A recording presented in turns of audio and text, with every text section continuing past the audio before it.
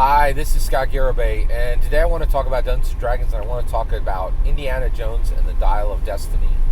And I want to talk about what clues you lay down for your player characters, for your players, and what they're going to miss and what they're going to catch, right?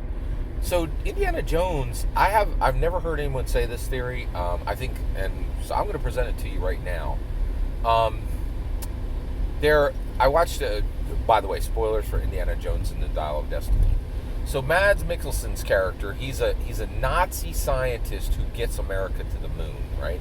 And actually, that is an IRL real event. We did use Nazi scientists to progress a lot of American science, right? And you know what? I would love to dive into that. I don't have the time to get into the ethics of that right now in this video. Let's keep moving. All right. Chris Stuckman, I watched his spoiler review on this before I saw the movie. I watched his review of this before I saw the movie. It wasn't Chris Stuckman. It was a different reviewer, and he gave a spoiler review, and he said, "Hey, Mads Mikkelsen's Nazi scientist, that dude got hit, on a rail train in a huge. He got hit by a turnstile that as the train went by, and that should have killed him. But later we see him and he's alive. Why? Right? There's a reason, right? Another thing people say is, oh, this movie's, it's pulp action. No, it's not pulp action. One of the things that's really interesting is Indiana Jones and Mads Mikkelsen's Nazi scientist, they both live, right, through outrageous action scenes for a reason. They are both immortal. Right? Why are they immortal? Right? Well, first of all, it's pretty simple. Indiana Jones is in the presence of the Ark of the Covenant. Right? He literally survives the presence of God, and I actually think that gives him the lucky feat. Right? And so essentially, he's not dying because he's immortal. He literally has been in the presence of God, and even just being in the presence of God has made him immortal. Mads Mikkelsen, they show this clearly. He is actually cut, right, by the lance of Longinus, right? So this is the spear that cut Jesus. Now it's cut him. He's immortal because he has been cut by the lance of Longinus, right? So these clues are left clearly in the movie, but no one talks about them because no one really caught them, right? So one, I really want to encourage you, right? Your job is to do the thing as the dungeon master. It is not going to work all the time, right? You need to run session after session, remain at the table, strive to run, never step away, right? And I'll tell you, many dungeon masters step away. It is hard to run a physical Dungeons & Dragons game, right? And to not stop. It is hard, right? You have to change yourself. You have to change your environment. You have to change people around you to do it, right? And I was on Twitter the other day, and somebody's like, I've decided I want to get back into tabletop role-playing games. Tell me what the best solo TTRPG is. I'm like, oh my gosh. How disgusting that people are playing, solo tabletop role-playing games. I'm like, that is not what Gary intended. That is not a tabletop role-playing game. That is a solid, go play solitaire. Nobody cares. This is breaking you. This is breaking society. This is breaking Dungeons & Dragons. This is breaking the TTRPG activity sphere, the community, right? Because I don't think TTRPGs are actually a real industry. I did a video on that.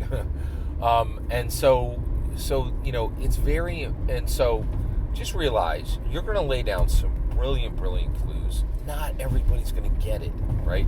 And do not be that dungeon master who's like, oh, this is that clever thing I did 3 months ago that you missed, right? Let them discover it 5-10 years later when they're smart enough to realize the pieces.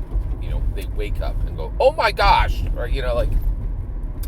Because I know so many dungeon masters who piece it together, who if their clues aren't caught, right, they squawk them out, right?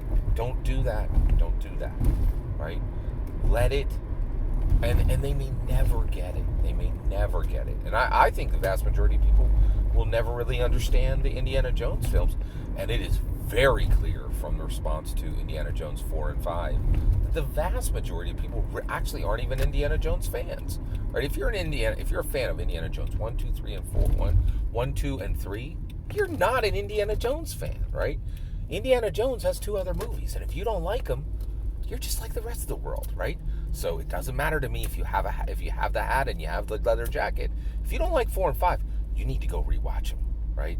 Because something's broke, and it's probably your perception of art, right?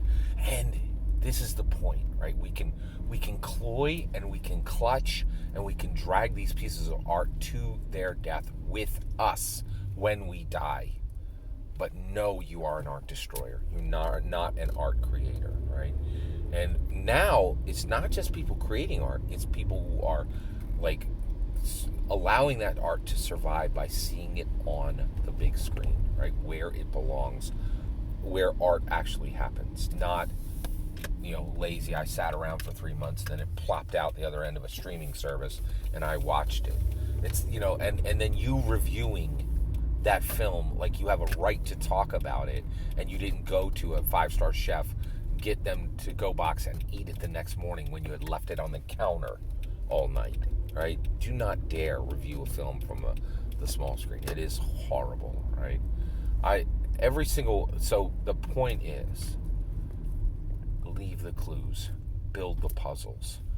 Don't tell people what you've done. Let it lie, right? Let somebody discover it 5 years later or never. Don't be that sad sack dungeon master who's like, oh, you missed my clever thing, right? Like, it wasn't clever if you told it to people, right? You need to let these puzzles get discovered or remain buried, right? Like, pirates don't just dig up their treasure and go, oh, look, here's my treasure. It's important. It is very, very, very important that we push forward on these things. Every single word of that is my humble opinion. What's important is when I get to hear your humble opinion, when you get in the comments and send your traffic. Please consider liking and subscribing, and have a wonderful millennium.